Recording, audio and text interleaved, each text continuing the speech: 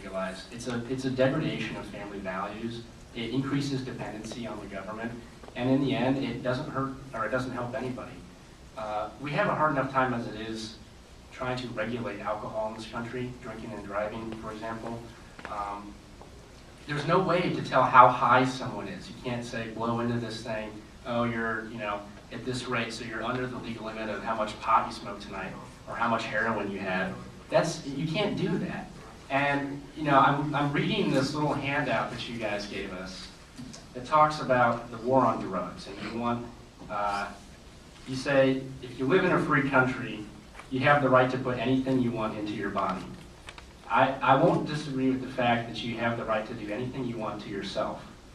But when someone shoots up some heroin, and then they go out and have a few beers, and then they drive home at midnight, and they hit an oncoming car with a mother, father, and 2 children, and kill everyone, they had the right to put the drugs in their body. They didn't have the right to kill anyone else. And their actions led to a direct harm of a whole family that had nothing to do with this situation. That's what this debate is about when it comes to drugs. It isn't having the right to do what you want to yourself, but when you put yourself in compromising positions by injecting drugs or smoking stuff you shouldn't be smoking, you degrade society as a whole because you put others in harm's way, even if you aren't meaning to do so.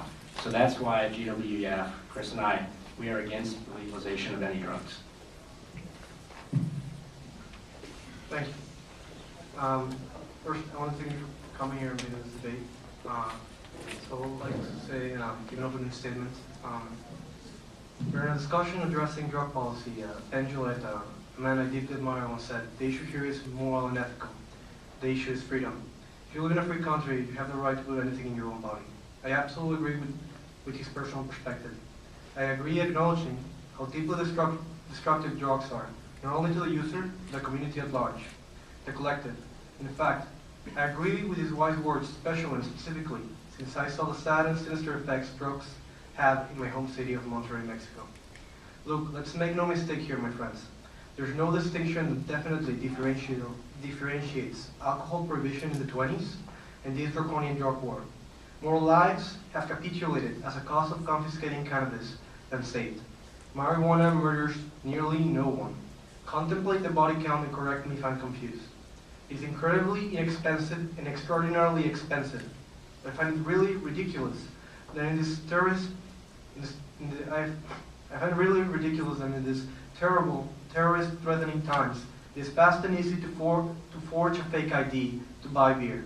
It's absolutely absurd that it's harder to get a hold of some cancer-causing cigarettes than marijuana and a multitude of dangerous drugs. Let's abolish the war on drugs, absolutely. Thank you. Am I able to ask questions of my opponents, or am I just supposed to refute what they said and that's it? Do we have like a dialogue here, or how does this work? The way we planned to do it was introduction and rebuttal. Okay, so I can't. So refute. So if you can, we won't have questions, but if you can refute or claim rebuttals, then. Yeah. All right. Or maybe ask for them to state something in the next I'll do rebuttal. that. All right, so basically, he read a study from some guy that says if you live in a free country, you should be able to put things in your body. He talked about, this guy mentioned how he saw the damages that drugs had in his small town in Mexico, or I don't know what the specifics were, but basically he said drugs had a damaging effect on my town in Mexico. All right, here's the problem. If you legalize drugs, just like alcohol was legalized when Prohibition was over, it didn't prevent people from their dependency on those drugs. There's a saying called, feels good, do it. And if you got a problem, blame someone else. And that's what these guys are advocating. Because they're saying, if it feels good to do a line of coke, I'll do it. And if there's a problem, if I kill someone, it's not really my fault. That's what you guys are advocating. But there's another issue, and that's the issue of absentee parents. Now, it doesn't matter if you're an alcoholic. It doesn't matter if you have a gambling problem, or if you like to smoke a lot of dope. The problem is, the first two things I mentioned are legal because they can be regulated. The problem with drugs is they can't be regulated.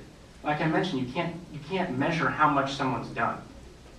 And when they're able to get behind the wheel of a car, it's hard to regulate how much you can do and still drive.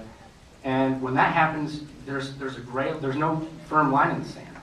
And the problem is, and you guys haven't addressed it, how would you regulate people and their intake?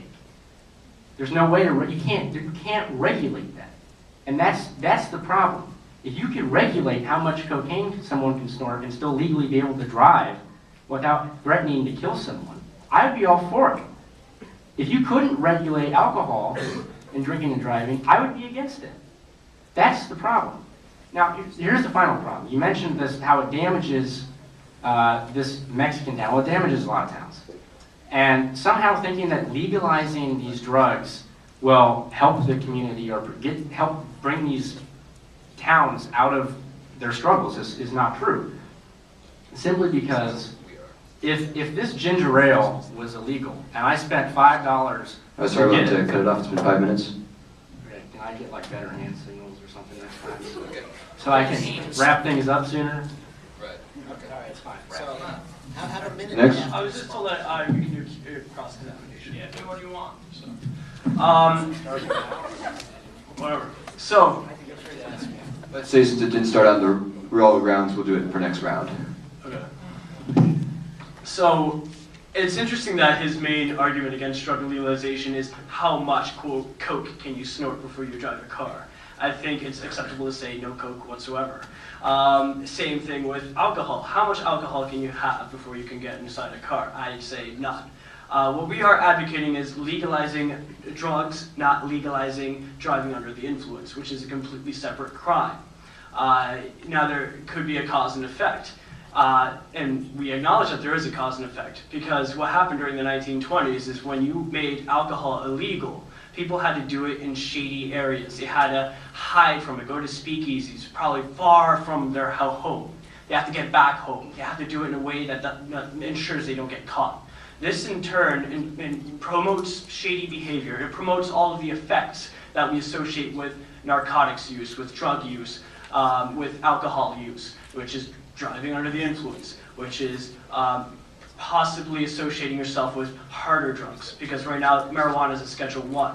To get your marijuana, you have to go to the same place where you get your cocaine and your heroin. This is where the whole gateway drug thing comes in, because you are around these people. You're forced to be around these people because the government forces you to. Look, I understand where you're coming from. First, don't misconstrue our argument. We're saying, in principle, there's nothing wrong with taking drugs. If you want to do anything with your life, it's a free country. Of course, it becomes a problem when it involves third persons and the dangers that it causes. But we're saying that they should be regulated instead of being prohibited. Think about this. Are we better off as a society having permitted alcohol to be a social drug? Do you think we're better off? Do you think that that is the right thing? Yes, there are deaths because of car accidents. They do have consequences. I would argue that that's one of the detriments that policy has are things that you pay for living in a free country, and that's what I would argue.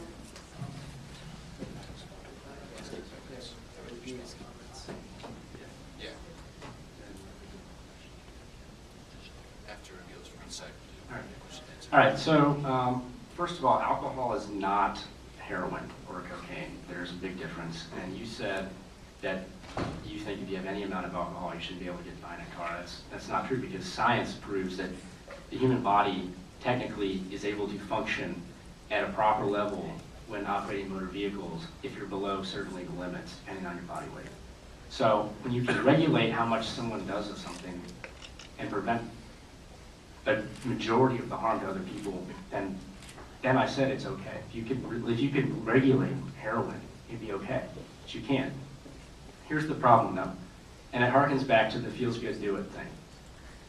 That's an increase on government dependence. The problem, and I was going to say it earlier, if this was $5 that it was illegal and I spent a lot of money on it, and then all of a sudden it became legal, who's to say I'm not going to continue to spend money on it? And this is $5 that I'd be spending to get my fix off ginger ale as opposed to buying diapers for my child. That's the problem. That's absentee parenting.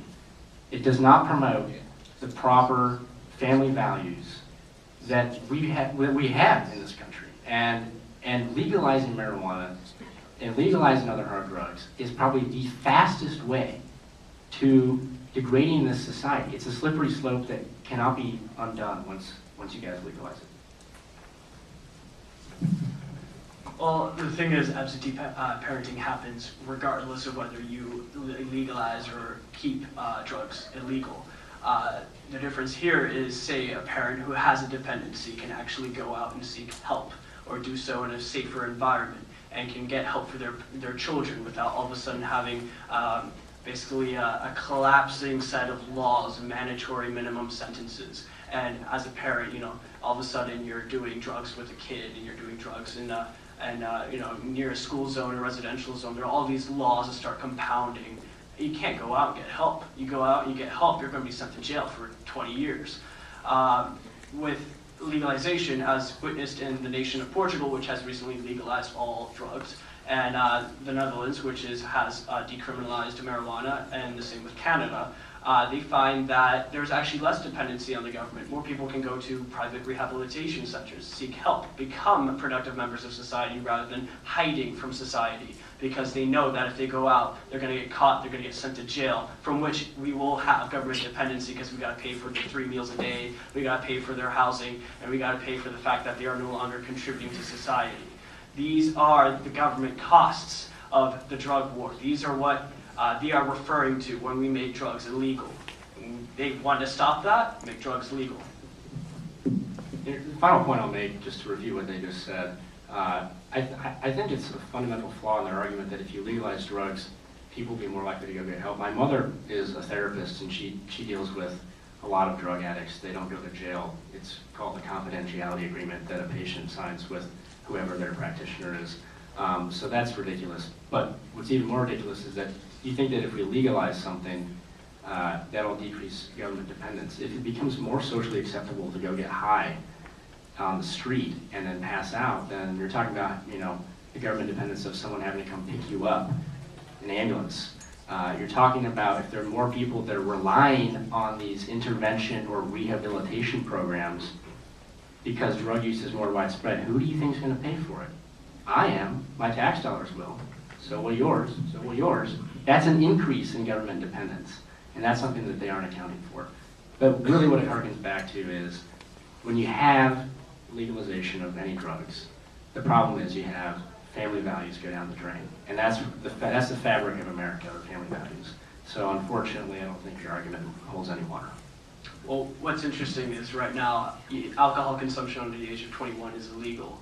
And yet, we still have kids in Thurston getting emerged every night. Yeah. But heroin and alcohol are not the same. Well, That's something you're no, not listening to. that's Heroin and cocaine. If you guys can Actually, not interrupt each other during the wait your day. turn. big deal Wait for your people turn. as opposed to alcohol, which might get you a little tipsy at night. And sorry, if you can not interrupt while they're doing their thing, you'll have time afterwards. Just All right, so maybe not heroin, no, but marijuana and alcohol can be comparable because they are both used in the same quantity as one another. So we have the statistic of 58% of teenagers have used marijuana at least once. I'm certain that one of you at least knows somebody in your dorm who's done marijuana, does marijuana frequently.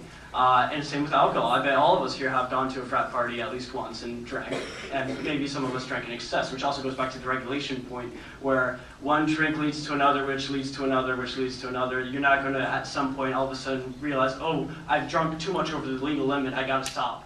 That doesn't happen. Regarding the next point, we get emerge services, we get emergency services regardless of whether or not you legalize or illegalize drugs. It's going to happen. And the only way that we can make it more efficient and better regulated, which we can regulate drug use, we can at least regulate its distribution if we have it mandated by the government, as in Canada. If we can do that, then we can make our services more efficient. We can decrease taxpayer dollars rather than blanket banning everything and then having disproportionate punishments issued out that in turn harm society more than the drugs that that was being punished for.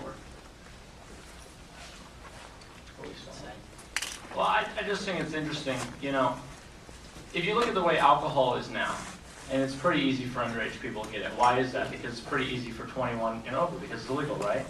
Well, it's not so easy for LSD to make its way to an 18-year-old. You know, you might say, oh yeah, they can get it, but it's not as easy. And you would agree with that, I would hope. Well, if you legalize LSD and cocaine, whatever else kind of crap these people use, that's fine, but what happens is, then you're going to make it much easier for 18-year-olds, 16-year-olds, 14-year-olds to get their hands on it. Do you want to create a society where LSD is appropriate for 16-year-olds at a high school party? I hope not. But that's the kind of thing that happens when you legalize and make it socially acceptable for things to be done like that. You know, when you make it acceptable for drugs to be used on a wide scale, you're essentially making it possible for 16-year-olds to go have their little older brother who's 18, 21, whatever the legal age is, and just say, hey, pick me up some for the party. You know, that's not as easy now. But when you're doing that, and you're 16, you're creating a dependency that you don't even know the consequences of, because we've never seen it before. You know, if you start a generation now that's going to become useless because they have holes in their brain, or they've lost half their IQ due to their cocaine use, you know, who do you think is going to pay for that? Well, the libertarians who want less government don't realize that the government's going to have to pick up a large tab for that, you know. So it's fine if you want to just legalize and say, let's everyone do what they want, but what they don't realize is when you encourage that kind of social irresponsibility, you're really just asking for the government to come in and have to control more parts of our lives. I don't think there's a lot of demand for LSD among 14-year-olds, and I don't think there's any demand among all of you for cocaine or heroin. What we are advocating is legal reformation, not toleration, not social acceptance. These are all separate from law. Law does not create the attitude or the social conventions of our society. We can still have heroin and LSD and the rest of those hard drugs be socially unacceptable, to be shunned by society and to be taken off the streets. But that is totally separate from having it illegal or legal. Where we are advocating in the libertarian position is a look at our laws and how we approach what is inherently a medical condition, as they just referenced, with holes in the head. These are medical conditions. These are epidemics. These are issues that involve society. And what we can do to help society is if we decouple the Justice Department and we can couple other services, therapists, medical practitioners, expand patient rights so that though there are confidentiality agreements between drug users and their physicians, a lot of them don't have the money for physicians, a lot of them don't have the knowledge of their rights. A lot of them believe that because of the disproportionate amount of incarceration among drug users that they have no hope, that once they are stuck, they're stuck, and that society will not help them as it is. I just want to interrupt 1 second. 2 minutes, we're going to do audience questions. So let's have one final round here. Okay, since Yap started, you want to start with your final round? I think your general overall point about, and 2 minutes, 1 minute for each side. Yeah. So, first of all, I understand that the government dependency is a problem. But Portugal has legalized all drugs, and dependency is going down. If you believe that the current war on drugs is less expensive than abolishing it would be, you have a good point. But from the statistics that I read, I think that given that the amount of money that's spent on the drug war is increasing, but the usage hasn't, the fact that having somebody in jail and persecute the problem just seems more expensive than it would rather be to have somebody in treatment. Seems to counter out the argument. Again, if you can substantiate the argument that it would be more expensive to continue the current war on drugs, which is a couple $2 billion, then you have a good argument. Okay, so just basically to summarize what they're saying, basically they're saying that you have the right to do whatever you want, and they say that if we were to make all drugs legal, we would for some we would somehow have less government dependence. The government would have to spend less every year to, I guess, deal with this industry that would come about. The thing is, though, you guys can throw around your statistics as much as you want. And yes, I'll agree that the war on drugs costs a lot, but so do a lot of things in this country. But what will cost even more is the increase in dependence that people are going to have. And obviously we disagree. We can agree to disagree. But the thing is, you can't really quantify right now how much it will cost, or how much less it will cost if we legalize drugs, because we don't know. If someone's high on cocaine, what's to say they don't grab their shotgun and go kill someone? I mean, there's a slippery slope that I already mentioned. We don't know what the impact will be, and that's why the current system is the way we should stick with. Thank you. Now we have about 8 minutes for question and answer. There are microphones on both sides of the area, on that side and on that side. If you have any questions, line up behind those. We'll start with questions on the right side, or at least my right side, your left side, and then we'll alternate between both. I have questions for both sides. First of all, for you guys, how can we legalize drugs without compromising the values of the United States of America? Like that, those two things seem really, really counterintuitive, and I was wondering how you quantify that. And then for you guys, you basically continually say that if we could detect drugs better, we would be able to fight them better. If we could measure drugs like we measure alcohol intake, would drug use be all right, is my question to you. Thank you. So which one? Okay. Well, essentially, there are, I don't know if they're true or not, but there are quotes from founding fathers who enjoyed on a Sunday afternoon to sit back on their porch, relax, and smoke some hemp. And I believe there's like debate whether it was Franklin or Jefferson. But it's not new. None of these drugs are new. They've been around for a very long time. And on top of that, the United States is all about the freedom, the liberty that allows you to do as you want without infringing on the rights of other people. That is the basis of an individual liberty. It is written in our Declaration of Independence, where it is the pursuit of happiness. And that should be our main goal as a society, is to pursue happiness and to ensure that we give the opportunity for others to ensure happiness as well. And by making it so that society can't even converse or even do something about their, all right, I'll finish up. So basically minimum sentencing does not allow you to basically fight back any charges on drug crimes. If you end up getting charged with a drug crime, you're going to jail for 2 maximum years. If we can't even have the dialogue, we cannot solve our problems and we cannot pursue happiness. Okay, thank you for the question, because we do need to clarify, I guess. So with alcohol, you have the right to drink as much as you want, but it's only okay to drink as much as you want when the only person you're impacting is yourself. And that's where you get like the blurred lines. When, if you get behind the wheel of a car and you kill someone because you're over the legal limit, there's at least a way to regulate, this person had too much, we can charge them with X amount more years and hit them with this much bigger of a fine because they were over the legal limit. The problem is, if you can't regulate intake, if you can't say like so-and-so smoked this much or snorted this much, then there's no way to say that people can get behind the car, the wheel of the car safely. Now, my opponent said, well, they wouldn't, they could do as many lines as they want, but we would make it illegal for them to drive. That's just, okay. Then you're talking about even more, then you're talking about restructuring the system even more than it is today. That's more government spending. That's more enforcement at the patrol cars on the street. I mean, you can't do that. Now a question to the, my left, your right. Yeah, one thing real quick, we keep the questions brief, we want to move along, and we're going to keep it to a minute for each side. Okay, then I have 2 questions, but if you want to make it brief. Only one. Okay, then just to the right side, you were saying about like the use of cocaine and the fact that someone might lose control of themselves and use a shotgun to kill somebody. What impedes me now to drink 2 bottles of scotch right now and go outside and kill people? Is that the same analogy, like how you make the same slippery slope argument, and therefore we should banish alcohol? What are your thoughts on that? Have you ever done cocaine? No, sir. No. Okay, well, from my understanding, I have some people I know that have done cocaine. I haven't, but I know some. And they don't act the same as a drunk person, okay? That's just pretty much, that's the bottom line. Cocaine use is not the same. Yeah, It does much different things to your mind. It takes you to new places. That's not what alcohol does, okay?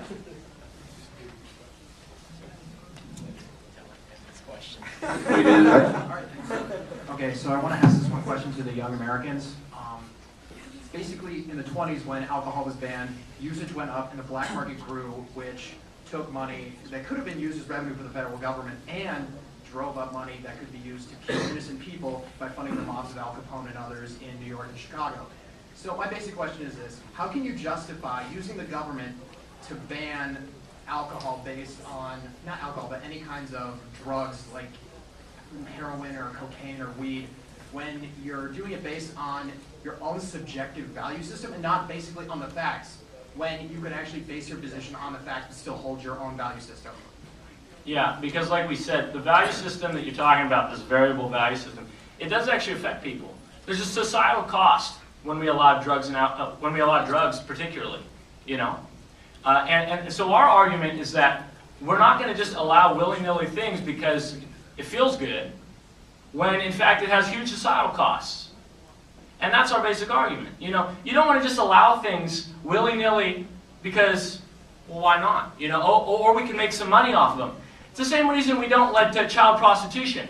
Thailand makes a lot of money off child prostitution, let me tell you what. We don't allow it. Do you know why?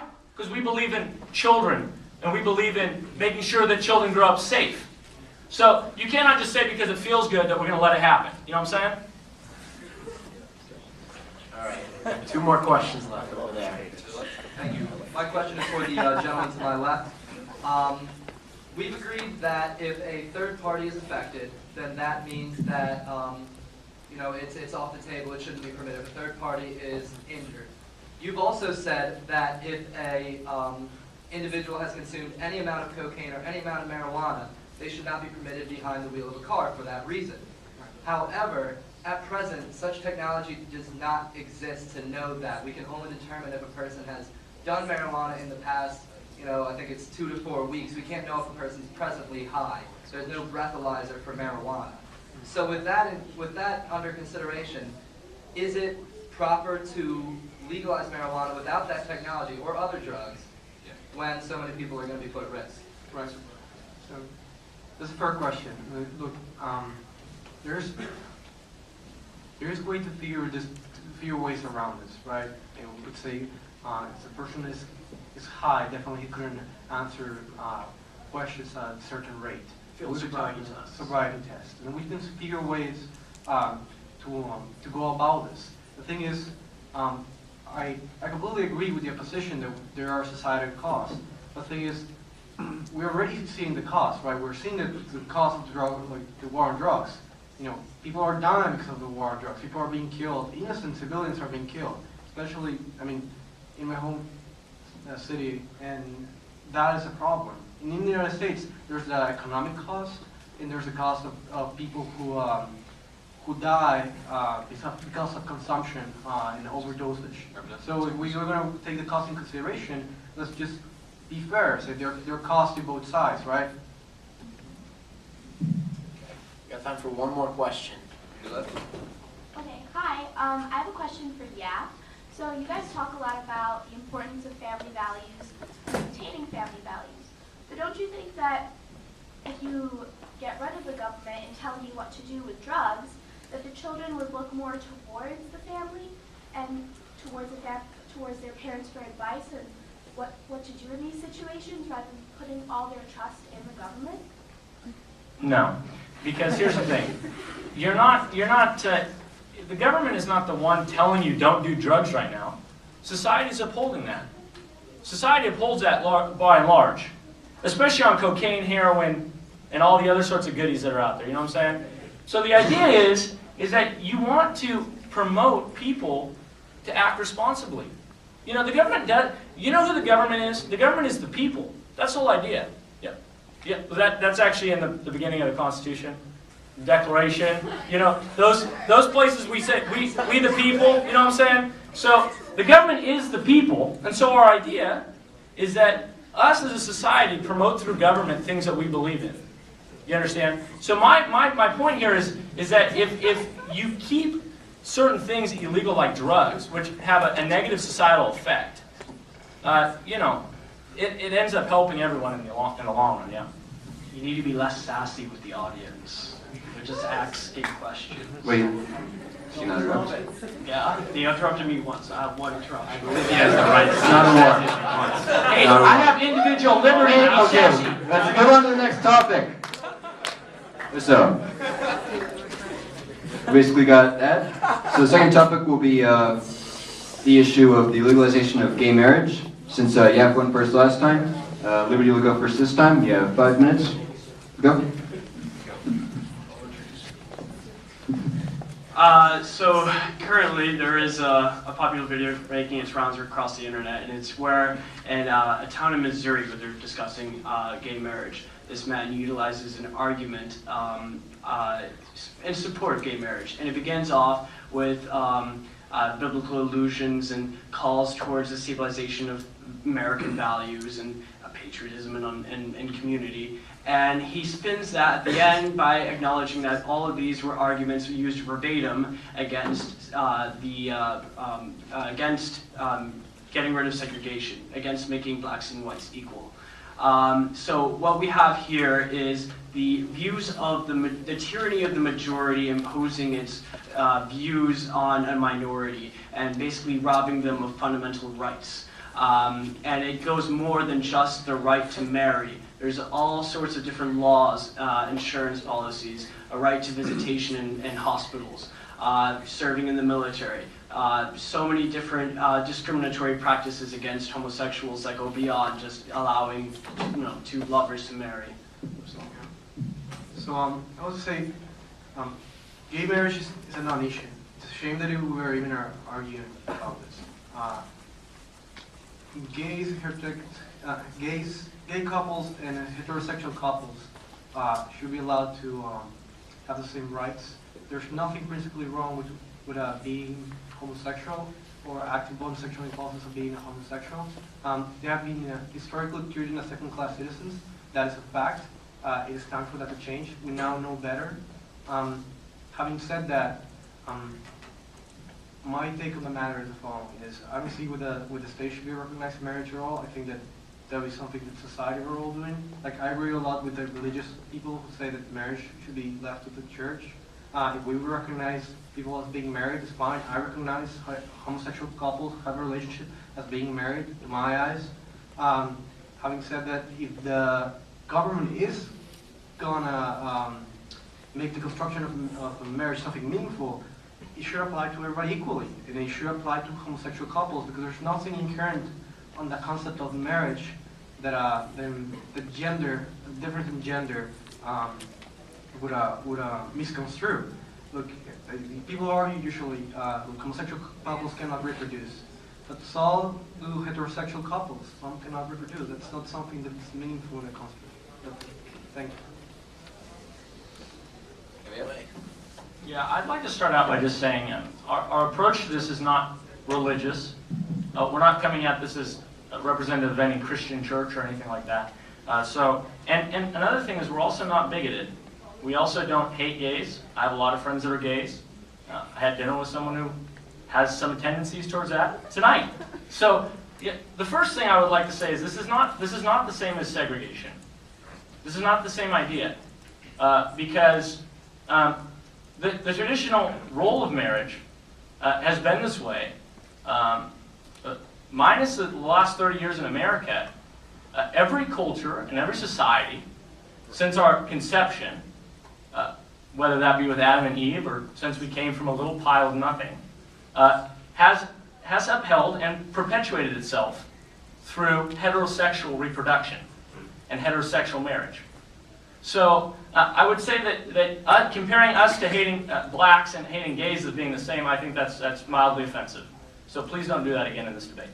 The second thing is that our idea in having the state recognize marriage is actually a very important one, and it goes somewhat back to what we discussed in the drug idea, which is that society has a vested interest in promoting the family as the basis of society.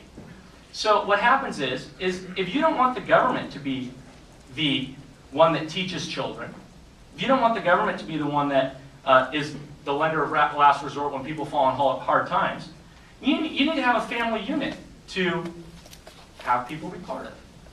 And that's been something throughout history that has been the case, that people are organized in families. And how does that happen? Well, a mother and a father have sex, and they have a child. Two gay people cannot have sex and cannot have children. So that does not perpetuate society in that way. Now, while we agree that marriage is this or that, you might say, I just want to clear this up. We are for people being able to do whatever they want in the bedroom. Okay? We would wholeheartedly agree with Lawrence v. Texas, which in 2003 outlawed from the Supreme Court that it is against the 14th Amendment and due process to not allow gays to do what they like in the bedroom.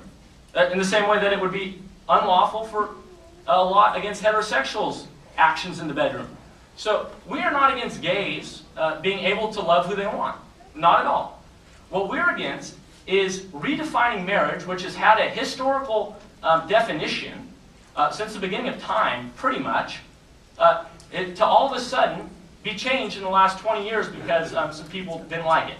So our idea is that the burden of proof is really on the people who want to change the definition of marriage to show that there's not going to be effects. We believe there are going to be effects. You're going to see a degradation of family values. You're going to see you're going to see that people are not going to clump in family, and overall, the adoption of children by gays is not the way that nature intended it to be. And we can see that from nature, by the way that they cannot have children. Thank you. So, ladies and gentlemen, he's advocating that if you're sterile, you cannot marry. So, there are a couple arguments that were made here that are very fallacious. First is an ethnocentric, or at least a West-centric view of history, where all cultures and all societies and all religions have all practiced heterosexual marriage. That is not the case. In fact, you can look at the Bible and there's references to two cities named Sodom and Gomorrah. Now, the nature part, there are a lot of species of animals that do have basically homosexual marriages or mating relationships. Is very common among penguins, possibly because they can't really tell who's who, but same thing. So going back against history, homosexuality is not new. It's existed long before the last 30 years of U.S. history. In fact, before that, there were raids against gay clubs, and there were people got lynched and arrested for being gay, and all sorts of terrible things. And now we are at a crossroads where we can advance to the next stage of equality. And what we can do here is acknowledge the fact that gay parents don't make for worse parents than straight parents. Because you have over a 50% divorce rate, and I think we can all agree that divorce is pretty destructive against a family because it destroys the family, that a gay couple who are loving and caring and in a financially stable situation, as gay couples make more money than straight, is just a statistic, that we can have safe, productive childhoods for people who have same-sex parents. There is no basis for their argument, no proof, no anything other than conjecture that gay parents would be worse off than a straight parent unit. Am I answering that question? If you'd like. If you dare. Just respond. Go at your own risk. Okay, well, first off, you should have no proof. I clearly said in my intro that you're the ones that want to change all this. You have no studies to prove that it's not going to affect anything. Do you have studies? Yeah, we do. Oh, fantastic. Well, then let me get mine out. They mentioned penguins. They did mention And they said that penguins. penguins get along okay because they can't tell each other apart. There are birds, their, there are a couple other species too. that's their Fish. burden of proof. Dogs, I don't know, if you have two male dogs, that frequently happens. Sorry, this is yes. Oh, well, they asked us for proof, we're just holding it up. We asked them and they didn't have it, So so. there are studies, You want to go first. Yeah, we're answering this. There are facts. There are studies that show homosexual couples can rear children as well as heterosexual couples. There's no test fortunately, unfortunately for being apart. Horrible people who are heterosexual, there are heterosexual couples who are horrible parents, but we did not prevent them. As long as they're not abusing their child, I mean, they're not prevented from having children. I think the easiest study is the countries that legalize gay marriage and their divorce rates and their domestic abuse cases, which are substantially lower than America's. Again, if you're going to argue That there are no studies, there are no studies, they are. So And there's studies on our side as well. I have one right here from Mark Regeneris at the University of Texas, who said,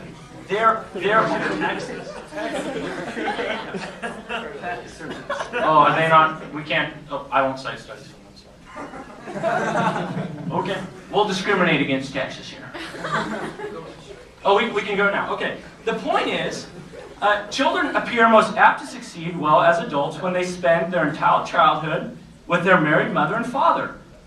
That should be the gold standard. That's his study that he found by surveying 3,000 people. Okay? that doesn't make sense. It doesn't make sense. People are more apt to succeed when they spend their entire childhood with a married mother and father. That's what I said. It makes sense.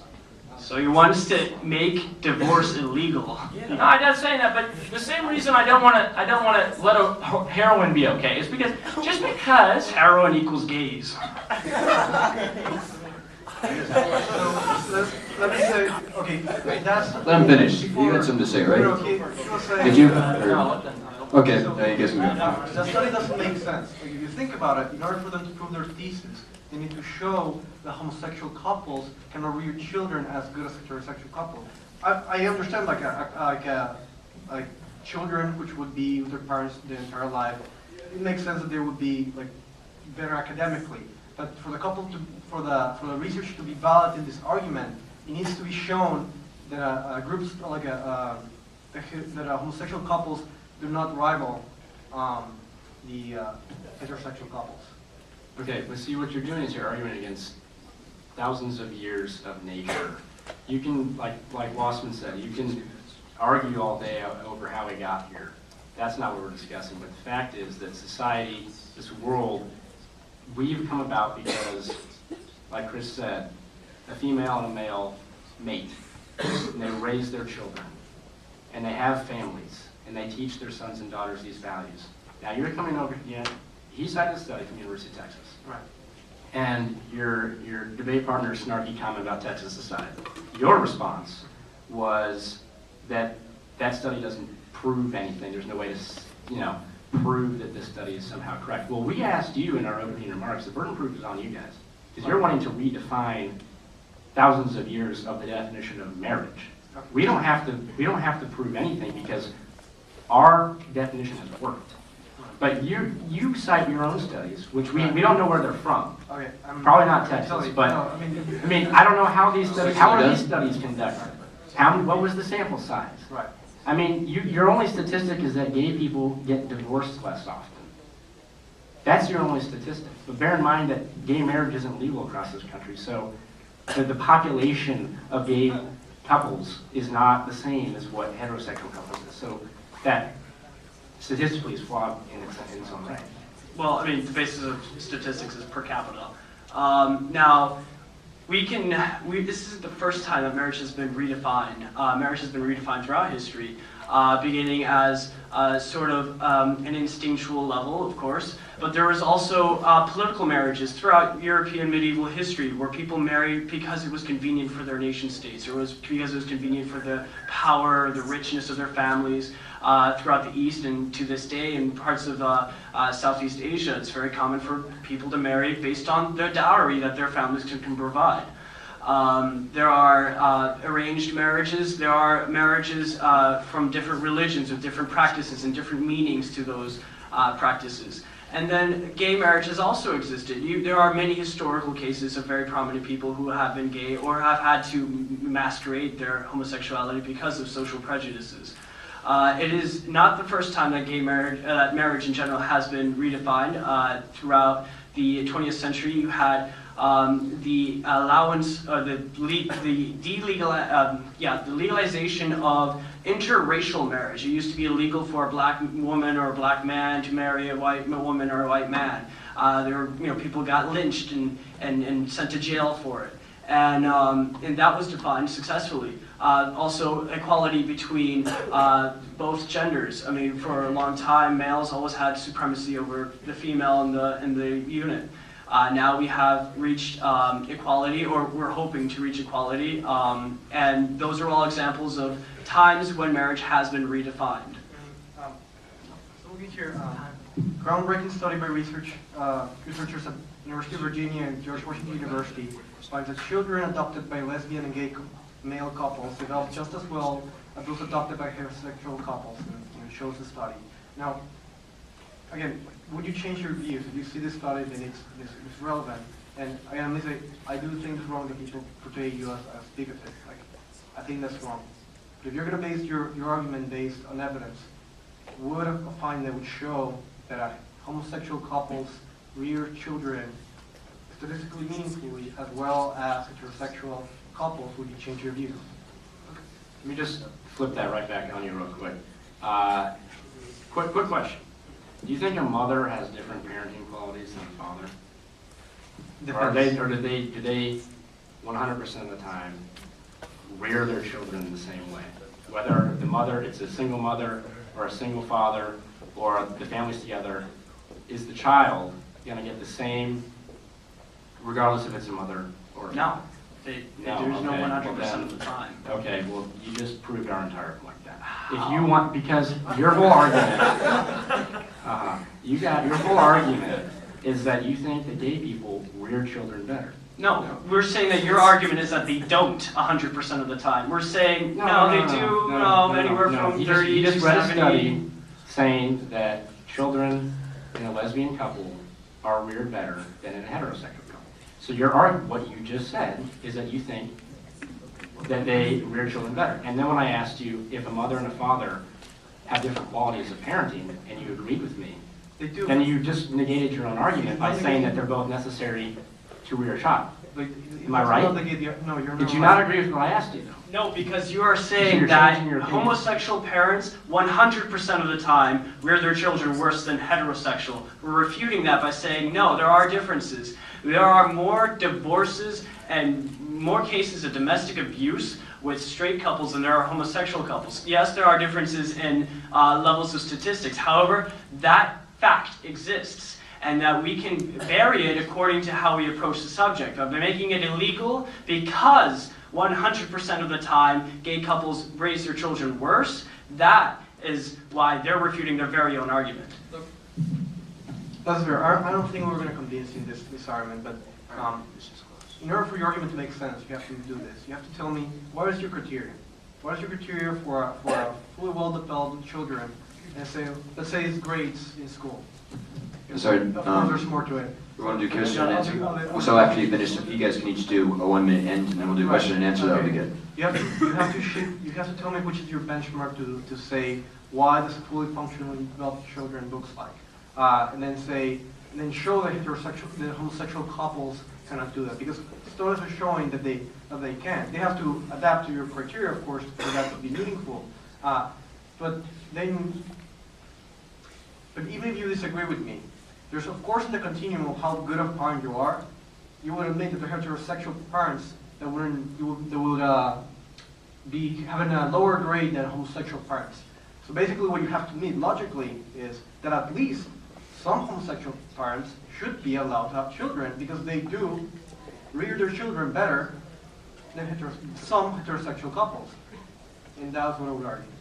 All right, let's do a final 1 minute, 1 minute. So you guys can start by responding to that. In closing, I'd like to just say that we are completely fine with homosexuals doing as they please.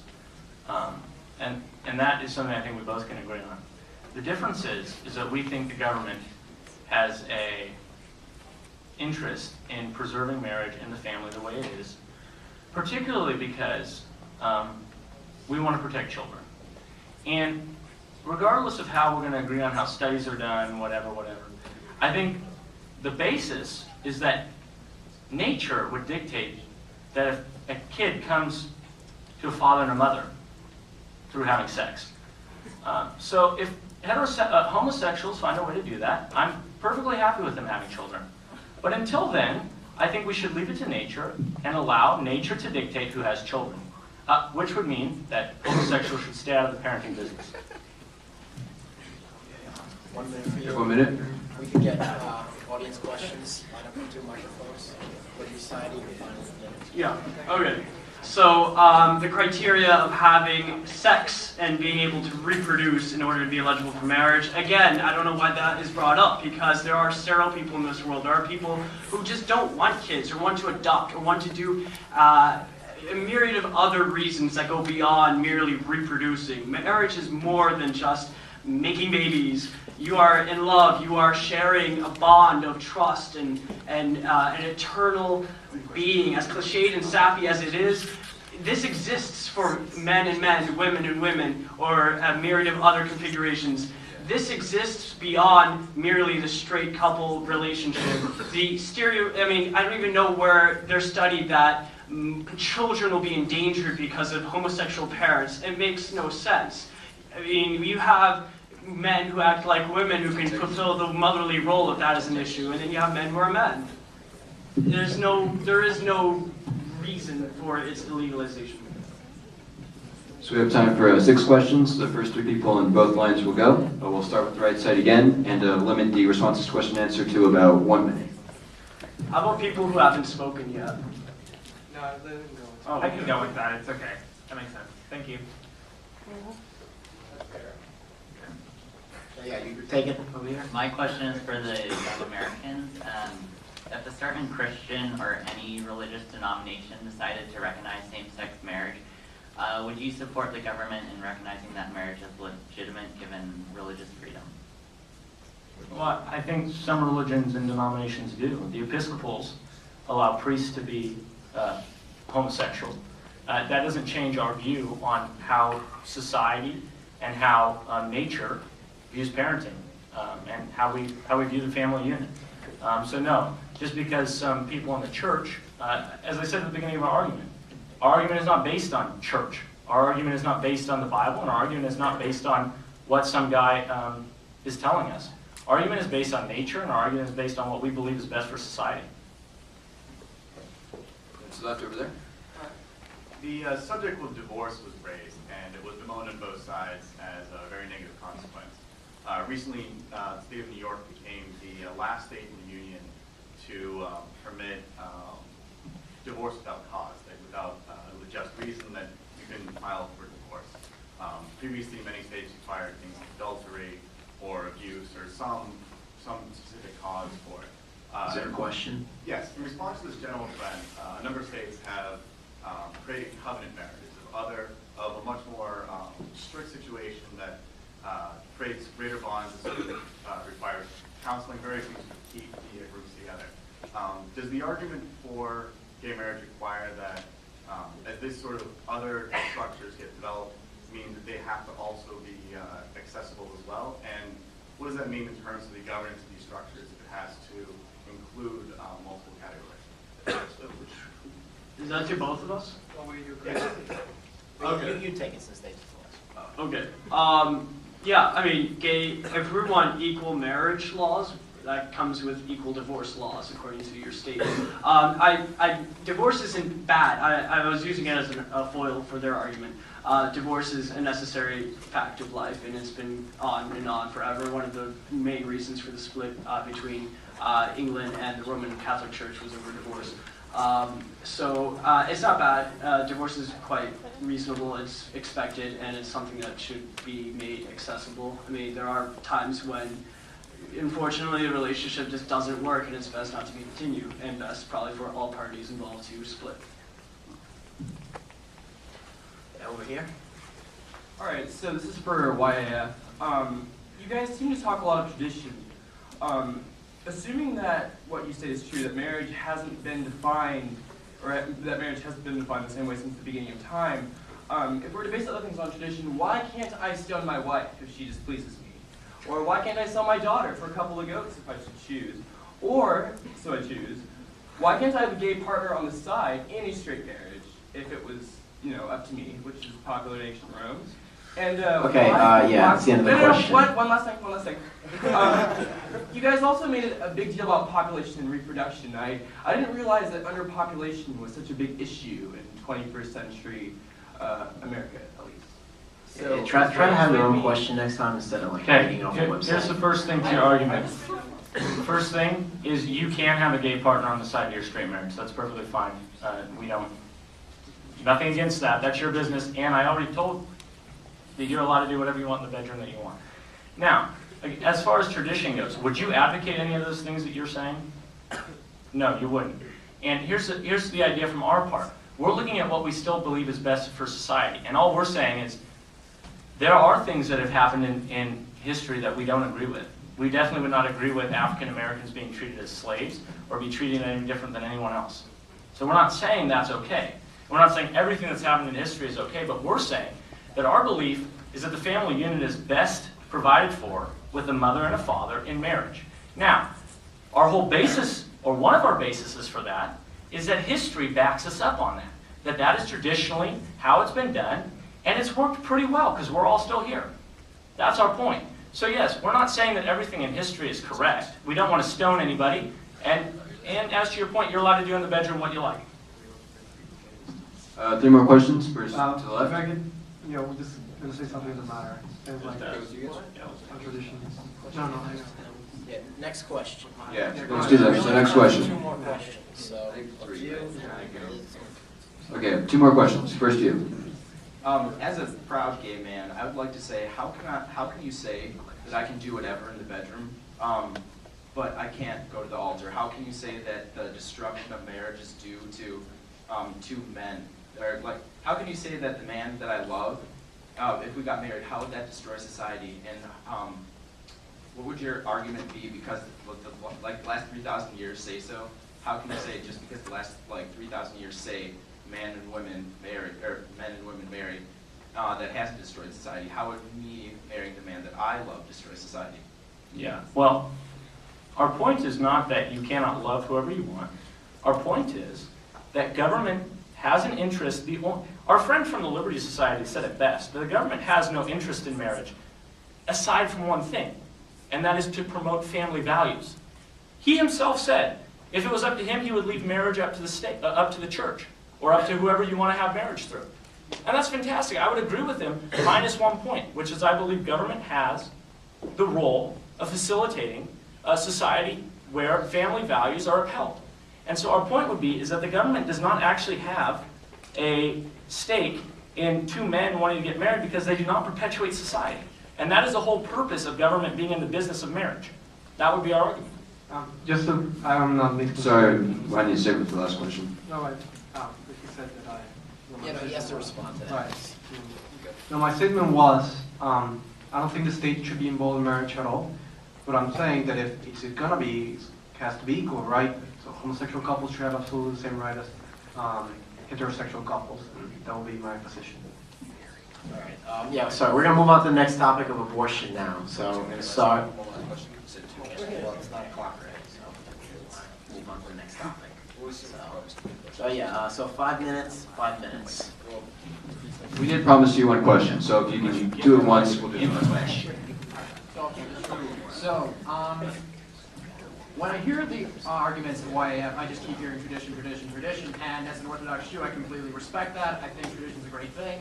It can help you grow spiritually and academically. But the issue is wouldn't it be better for the government to be left out of marriage altogether? Because for hundreds of years, it was prohibited by certain governments to allow certain religious denominations to practice publicly to let people get married.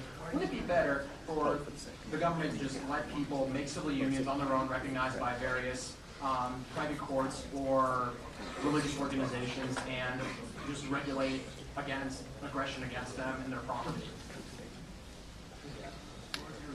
Well, I'll give mainly the same answer I gave before, but I'll give it a little bit different. The government gives tax breaks to marriages, right? The tax man gives a lot of different benefits to marriage, and why is that? Because we want to promote it. Why do we want to promote it? Because we believe the family is the basis of society. Believe it's the building block, the most boiled down unit at which society functions and therefore the government functions. So we believe as conservatives that when you have a strong family, that builds a strong community, and that limits the need for government to step into a lot of parts of our lives. A stronger family teaches values to children that promote them not being dependent on the government. So that's our whole idea, is that we want to incentivize people through the government to get married in a way that promotes them having children, instilling values in their children to work, to promote family and all those things, so that we can in the end have less government dependence. Now, the next topic on the issue of abortion. Each man will have 5 minutes for an introduction. And then we'll become a spec. You can do it short if you'd like. We'll start with Yap because you didn't get to go first last time, so well, when he comes back. Oh, okay. He knows what Then, I'm going to say, so it's okay. got it. What's going on over here? We're switching because I believe the issue of abortion should be represented by a woman, you know. Okay. Fine with me. All right. All right, so we good to go? Yeah. Okay. So abortion is something I'm really passionate about. Now, making sure it's not legal is also something I'm very passionate about because it harkens back to the theme that we talked about earlier when we were talking about the legalization of all drugs, and that is this theme of if it feels good, do it. If you've got a problem, if you're pregnant, blame it on someone else. Just you know, you don't want it, get rid of it. It's, you know, the problem is when you legalize abortions, you are preaching that there's no longer the notion that actions have consequences. The reason why I don't go out at night and get hammered before a midterm the next morning is because I know if I walk in to the midterm and I look at the test and I say, damn, you know what? I should have protected myself and studied, but I did what was fun, what felt good. And you know what? Since I don't want to do this midterm because I don't like it, I'm just going to tear it up. That's not acceptable. No one in here would ever do that.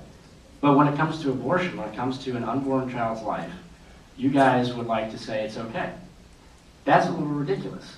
And so then you're going to come back and say, well, you know, if we don't legalize abortions, we're going to have all these kids that don't have parents that are, you know, going to be up for adoption. Well, let's just look at some of the most famous people in history who were adopted. Babe Ruth, who we all know, Dave Thomas, we all love Wendy's, Malcolm X was adopted, Marilyn Monroe, Faith Hill, Jamie Foxx, and Steve Jobs. If Steve Jobs was aborted, everyone in here would be using a crappy BlackBerry like me. Plain and simple. I mean, yeah, you know what I'm talking about. But no, I mean, look, you're preaching, again, not so much government dependence, but you're preaching that actions no longer have consequences. It's the same as your drug argument, that you can do something that's deemed irresponsible, but you can be let off the hook. And what's really sad is that you guys think it's okay that an unborn child can be killed. Because that's what it is, and it's disgusting and it's barbaric. So I'm really keen to hear what you guys have to say about this. Well, it's nice to know that we've started off with you being sassy with the audience and then telling me that I'm barbaric, so thank you. It's also nice to know that while you tell me that I'm barbaric, you claim to say that an unborn child is the same thing as a midterm, so thank you for that as well. Okay, strict opponents.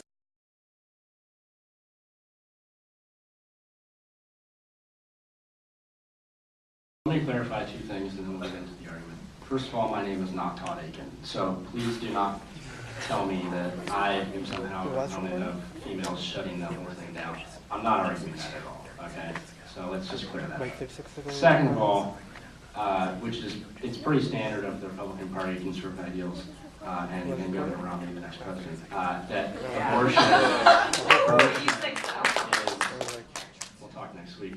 Abortion is okay in 3 cases: rape, incest, and in the case of the mother's life. But here's the thing: we're not so much arguing whether or not, you know, because you're talking about, you know, for the first 25 days the child isn't you know, technically human or technically alive. Sorry, that was weeks. Okay, whatever. You're saying that for a certain amount of time after the child has been conceived, they're still technically not a human being. My question to you, though, is we're not arguing science, we're more arguing the fact that do you not agree that when people just get abortions because they made a mistake and they didn't use a condom, that's okay, because that's what's taking place. It's this feels good, do it. If you got a problem, blame someone else. It's a moral degradation of this country. And the punishment is not on the mother, because she doesn't have to have a kid. The punishment is on the unborn child. And I read you a pretty significant list of names of people who were adopted.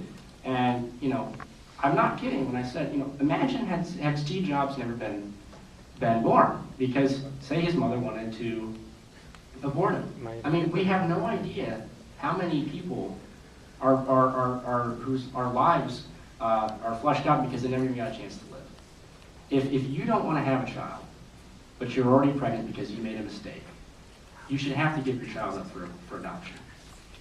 And my guess is, I don't know if you watch Teen Mom, but I'm actually a big fan of Teen Mom. One of the mothers gave her child up for adoption, and she struggled for 2 years to cope with the fact that she gave her child up because she misses him so much. And I'm obviously never going to be a mother, but from what I've heard, there's no greater feeling than holding your child, and I know someday as a father I will feel the same way. And so people's minds can change as well.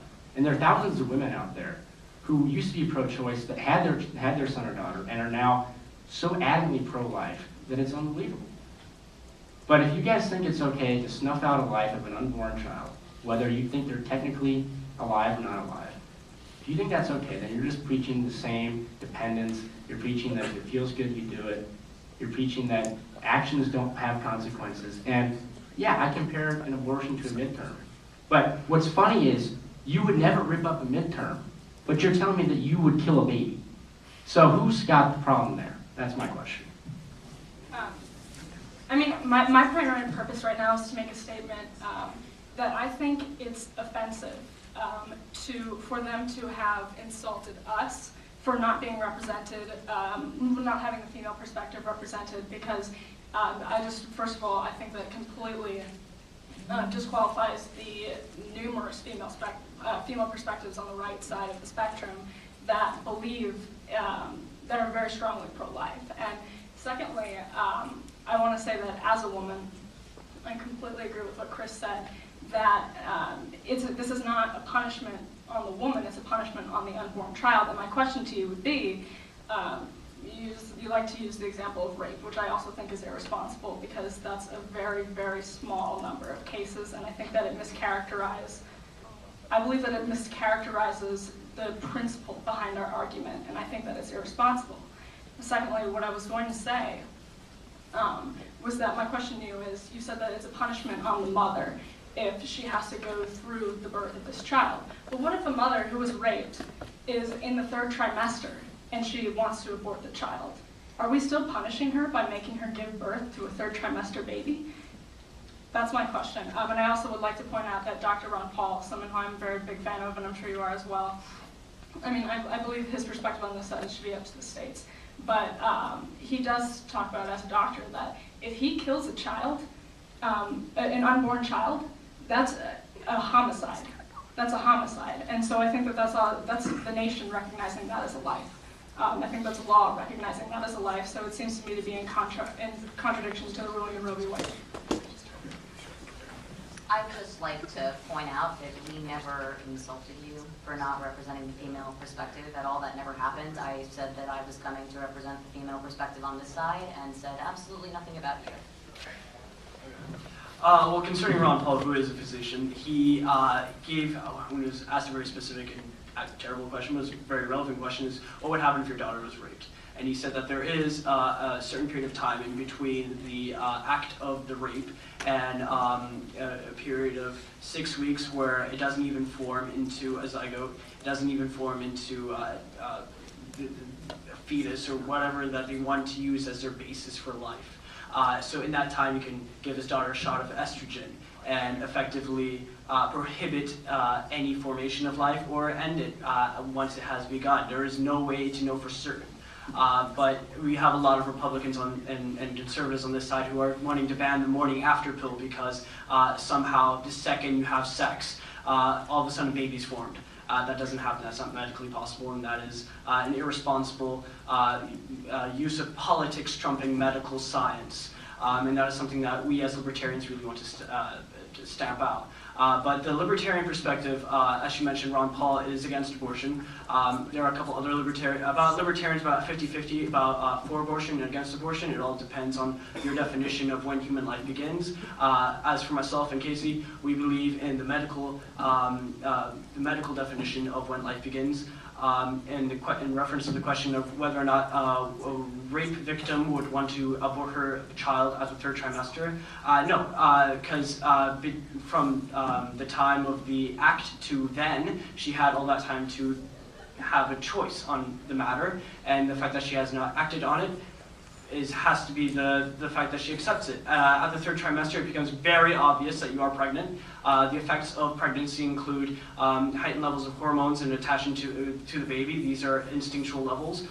Before that, however, you don't have quite the same effect. This is where we choose where life begins. It is all based in science, not on feeling, not on politics, and definitely not on religion. So, Casey. I would just also like to mention that in 2009 alone, the number of forcible rapes in the United States was 88,097. So we are not accounting for this tiny portion of the population, maybe a dozen people. It's a lot of people are actually affected by this. How many of those resulted in pregnancy? I do not have those statistics yet, but I will get back to you. It's a small.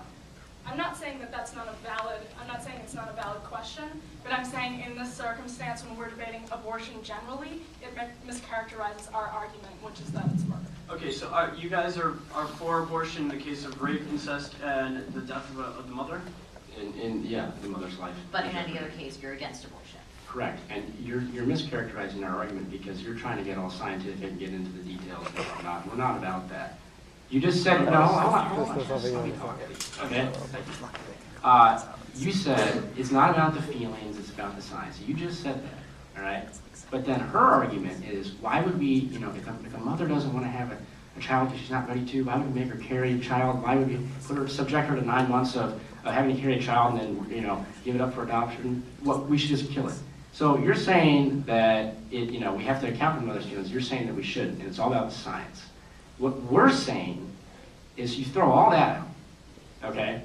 And what your guys are doing is you're preaching that actions no longer have consequences. And I will hearken back to my very rudimentary example of the midterm. And you guys can't come up with a response to that. Would you ever do that? No, but you think it's okay to kill a baby. And basically what I'm saying with that midterm example is social irresponsibility led to that problem. And you're not taking responsibility for yourself, you're just ripping up the midterm. Or, in the case of abortion, killing an unborn child. So that's why I think it's barbaric, and I'm not ashamed to say that. Because what you're basically telling me, and everyone else in here, is that if you go make a mistake, because you got drunk, or you didn't use protection, or whatever the reason, that you think it's okay to just snuff out that unborn child's life, the next Steve Jobs, or the next Babe Ruth. You're okay with doing that because you just don't want to have the kid. Okay, I'd like to say that I am extremely flattered that you think that I am going to personally be the bearer of the next Babe Ruth or the next Steve Jobs. Other than that, I didn't say anything about unborn child killing because you can't kill something that is not yet alive. I know that you like to say that I was only focusing on the emotions and not on the science, but actually I completely believe in the science. I reiterated that. I spoke about the definition of life and the definition of death.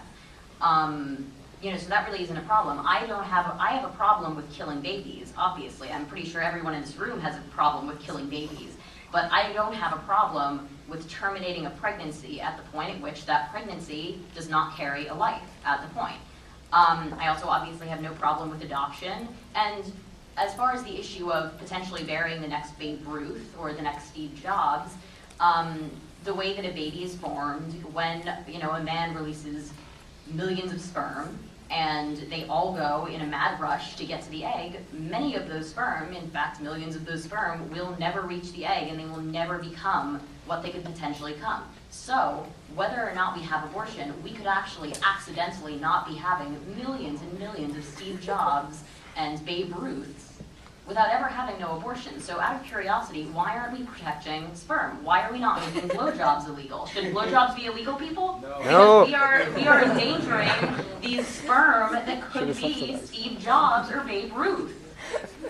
This also brings into question nature versus nurture.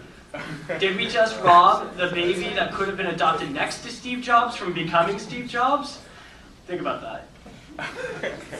Okay, well, all right, let's think about this. So you can argue all day about the technical definition of when a child is conceived, when do they technically become a living human being.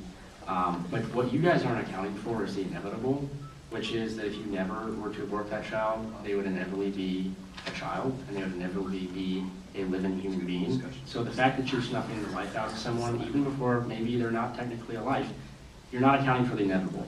And that is why I'm saying it's irresponsible, because whether or not something is alive, if it's going to become alive, and it can't say whether or not it wants to, because it's already in the process of, growing inside the woman, the fact is that you're saying, again, if it feels good, you do it. You just, actions no longer have consequences. Now, to harken back, because you're really into this definition thing of what technically means someone's dead and what technically means someone's alive, when, your grandfather dies, they're no longer a human being. And if you're saying that it's okay to snuff something out that's no longer alive, then basically what you're saying is that, you don't have to humanely treat, a deceased individual because they're no longer alive. I mean, the same argument applies, but we all humanely treat the deceased. If my grandfather, when my grandfather died, we didn't just, forget about him, put him in a casket, we had a proper funeral. We still treated him like a human being. And the same thing applies to the inevitable. And unfortunately, you guys don't account for that because all you care about is, actions no longer having consequences. Yeah, and I want to just quickly say that I think this is why I think it was very smart for us to collaborate with libertarians, is because we do see eye to eye on the issue that a woman's right to regulate what's inside of her body does end at a certain point when that becomes a life, and I think that that's fantastic. But what I'm most curious to hear right now is your response to that. And also your response to the argument that life does begin at conception, because it is interesting to say that, sperm, for instance, those all have the potential to create life. Well, when they have connected, when the sperm and the egg have connected, that's conception. Why is that not qualified as a life? So yeah, that's what I think is the most, I think that's the point that we disagree on, and I think we still have to take it seriously because first trimester pregnancies that are terminated by abortion still accounts for, I would guess, millions of deaths a year, in our perspective at least. All right, this is 1 minute, and then we go to audience questions, so you can start by responding. Well, as to address what you wanted us to address, I don't believe that life begins conception because a lot of the time, a decent percentage of the time, although I don't have the facts on me right now, the egg will be fertilized, it will travel through the fallopian tubes further, it will try to get to the uterus, try to implant itself, and it just won't work. And, that would be technically a mother third degree murdering her child, which personally I don't believe is true. As for the whole grandfather dying scenario and treating your dead with respect, we personally believe, the reason why it's called pro-choice is because you're allowed to choose. So if you want to abort a child, then abort a potential child, then abort a potential child. If you don't want to, then don't. Would you like to speak on the matter of it being a matter of responsibility and consequences? All right, so one of the points you brought up was, why are we focusing on the science? The thing is when you are imposing laws and legal definitions of life, when you can abort, when you can't, it needs to be exact. It needs to be based on science. It needs to have the backing of the medical community because we may be aborting a life, we may not. We need to know for sure. And right now, because of modern science, we know for sure. As for disposing of your bodies, there are more reasons than just respect for disposing of body, health reasons and whatnot.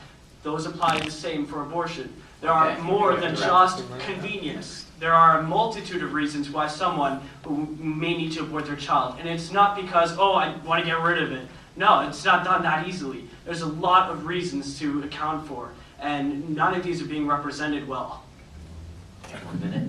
Well, you guys, to just refute what you just said, there are a lot of reasons to get an abortion and none of them are being represented well. you haven't given me another reason. The only reasons we both agree are rape, incest, and the case of the mother's life. I mean, why have an abortion? I mean, that's the question that you're supposed to answer. Why have one? If that's the reason that's not being represented, we don't have to represent that. That's on you. So don't, No, it's throw on the that out person there. having the abortion. Excuse me. Yeah. So, also, she went on and said, many times the sperm and the egg meet up and it doesn't work out. That's nature playing its course. But you only get an abortion when you're pregnant, okay? And whether or not that child is technically alive or not, the argument that you guys failed to refute is the inevitable, which is at some point that child will become a living human being. So until you can tell me why we don't have to account for the inevitable, your argument holds no water in this debate, except for the fact that you guys just preach that actions no longer have consequences. If that's your argument, then we can agree to disagree, and I will continue to say that your beliefs are barbaric, but we can disagree. All right, have some audience questions now. Let's line up on both sides and try and keep it brief and, be original, not reading off the websites. 1 minute responses. So I'd like to highlight very quickly the point that there are different perspectives coming from the libertarian argument. I consider myself a libertarian, one who doesn't take as strong of a personal stance on the issue, but still believes that the government does have the responsibility to preserve individual rights. The question then, I think, is less whether it's about medical rights, but actually about not how do we determine when it's alive, but rather how do we determine when it's an individual. I was curious what you guys would think about that distinction and whether that's a more appropriate conversation than what medicine says about when it's a living thing. Yeah, I'll take that first. So like she said, there are many cases in which the sperm and the egg just don't meet up and there's no child. But in the cases that they do, then that's when the option of having an abortion comes into play. And I think as soon as the option of either getting rid of the inevitable or keeping the inevitable should be the definition of a human life. Because when you are given two options, because something's obviously working inside the mother, and clearly, whether or not it technically has a heartbeat or whatever, if it's inevitably going to become a child. So are you arguing then that it's the medical matter, not the matter? You let him finish, or? No, you asked when, to summarize your question, basically you said, medical or not, when does it become a life? When does it become no, you said when does it become an individual? Right. Okay. Well, let me ask you a quick question. Am I an individual? Yes. Okay. If an unborn child that's growing inside a mother's stomach is going to become a child and going to become a human being, are they going to be an individual? Will they be an individual is different than are they? But if it's inevitable because of prior actions, then are they already an individual inside of the mother? Because that's basically what it is. I think you can even just say, if something's alive, it's an individual. I think that's just very clearly what we're attempting to communicate. I appreciate the question. Would you like to respond to that? There are differences between a human being, which is, we differentiate that with being rather than human alive, because there are a lot of living things around us, there are living things inside of us. I don't believe life should mean individuality. Clearly individuality means being able to survive outside of your mother's womb, and anything under the third trimester is incapable of that. And personally, I don't believe in that. Personally, I think that once something can be classified as alive, you can't terminate it because that would officially be murder. Oh, and the last one was inevitability.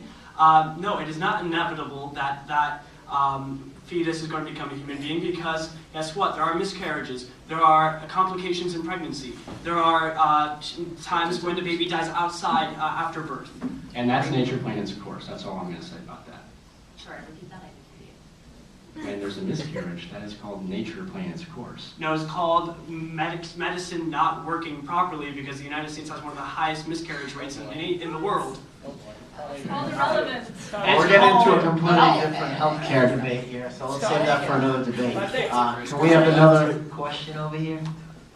Yes, I'd like to ask our giant defenders of unborn life. You speak much, not necessarily in this particular instance, but you speak much of dependence and reducing the dependence of people upon the government. How then do you square the overwhelming statistical correlation of the availability of abortion, of safe abortion, and the decrease in crime rates and various other forms of dependency upon the government based on the probability of people in the households that are much more likely to get abortions where the children will be growing up? And I would also like to ask how you differentiate your argument about personal responsibility from our mandating hospitals take care of people in cases of contributory negligence. If they have to go to the emergency room, if someone jumps on that thing on a skateboard and breaks their leg and they're bleeding out. Isn't it a lack of personal responsibility if we force a hospital to save his life? Well, we save such person's life because it's the main thing to do, just like saving an unborn child's life, because they're inevitably going to become a living human being. Your first part of the question about the dependency, I guess what I'm really trying to get at, the dependency argument was more on the legalization of the drugs. What I'm really trying to hammer down right now is this idea of actions no longer having consequences. It's the same thing I mentioned with the midterm. If I go out and drink a bunch of Maker's Mark and then wake up for an 8 a.m. and I do poorly on my test because I didn't study, I can't just rip it up and pretend like it never happened. And that's what an abortion is. It's taking an action between a man and a woman that may have been the result of irresponsible actions, irresponsible decisions, but snuffing out that irresponsible action because you just don't want it, because that action doesn't have a consequence. Yeah, and I would also add to that statistically there is probably an argument to be made that low-income mothers that have children that they were not necessarily prepared for, those child's lives are not necessarily at a high quality. But we would never make an argument that those people should be aborted because of that fact. And that's why we steered very clear of making a dependency argument, as you yourself highlighted, on this particular issue, because this is about life and it's about murder for us, and we're taking it very seriously. And that's why that's why the dependency, the concept of dependency, was not broached in this particular subject. Next question. Right side. Hi. I'd like to thank everyone for being here. I think it's been a great conversation. This question is for the Young Americans Foundation. As I understand, you make the general Republican Party exceptions for rape, incest, and health of mother, correct? Yeah, that's correct. So, that brings me to my question. In the case of a woman being raped needing to seek an abortion, I am worried that in such a case, the burden of proof as to whether or not a woman has been raped falls upon her. My question is, under your scenario that you would like, in which all individual abortions are illegal, except for this exception, how exactly would you determine whether or not a woman's been raped? Would there be a panel of doctors? Would there be a legal examination? So I'm just trying to ask how you essentially could morally defend looking at a woman who's been raped and asking her to prove it. Well, I think it's pretty inhumane of someone to, if they know that the only way they can get rid of their mistake is to go in and falsify a rape. If that's the only way that they can, if they think that, they're trying to just get rid of this action and have no consequences by going in and falsifying a rape, that speaks a lot about their character, would you not say? I don't think I should have phrased it that way. My point is that the woman has to prove she was raped in a system in which it's illegal to get an abortion otherwise. Now, I'm going to go ahead and assume that if someone says she was raped, she's telling the truth, because it's a very serious thing. Same here. But how do you prove it?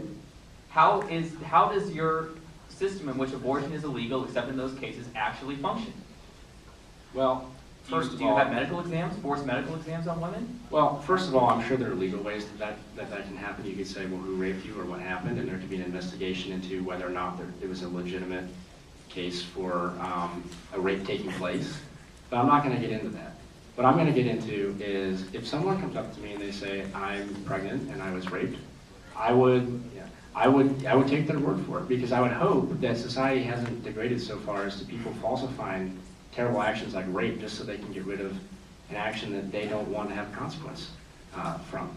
So I guess, in that case, yeah, there are legal and medical ways to prove it. But it says a lot about someone if they're willing to scoop that low just to get rid of what they think is a mistake. Question to the left. My question is for Green Shirt and Coca-Cola Capitalism. I love that sticker, by the way.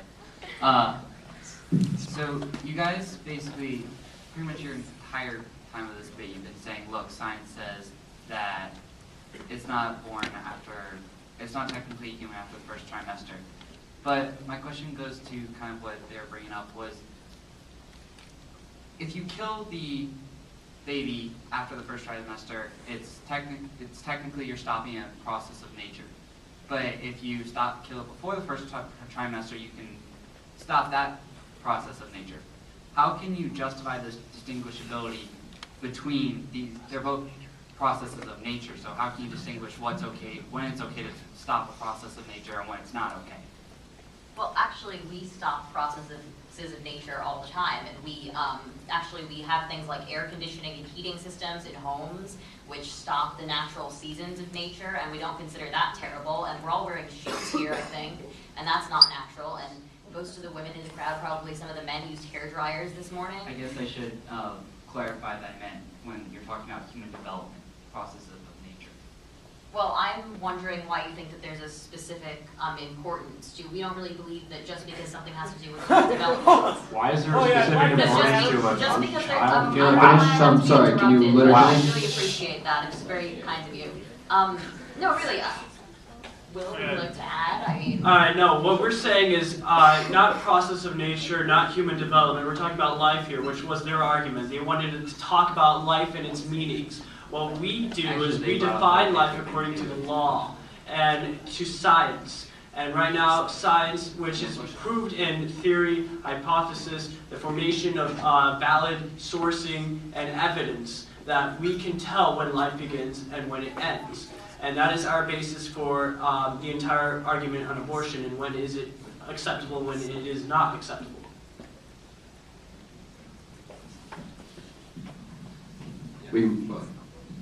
Yes. There we go. All right, so you want to take the next question?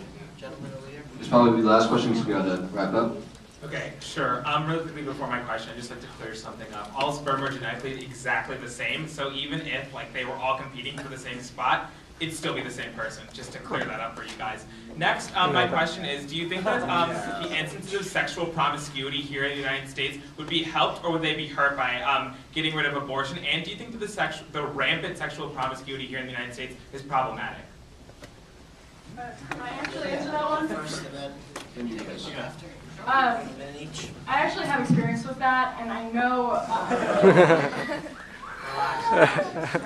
No, I mean I've had 6 abortions, but we don't even talk. No, my cousin actually grew up in the inner city of Baltimore, and I can tell you personally that there are people there that use abortions as birth control. And I'm not saying that is singularly a reason that abortion should be banned. I'm saying that it's a pretty damn good reason that abortion should be banned because it's disgusting. And so to answer your question, which I'm not sure necessarily hits at the fundamental differences between both sides of this argument, For sure. It's still valid. I would say that, yeah, I think that sexual promiscuity, there's a chance that it would actually decrease because abortion is in the inner city, and I don't think a lot of us have experience with that. I mean, I'm lucky enough to have my cousin's perspective on this issue, but I would say in the inner city, it is used as sort of a safety net in certain circumstances. I'm not saying it's widespread, just like I don't say rape is widespread. I think it's silly that we were even talking about that, but no, I do think that that's a serious question. I mean, I just want to comment on what you said happened that some people you had heard of had used abortion as a form of just contraception. That is not common whatsoever. I mean, abortions, first off, obviously cost significantly more than contraception. If you're going to have an abortion every single time, you can get pregnant by having unprotected sex.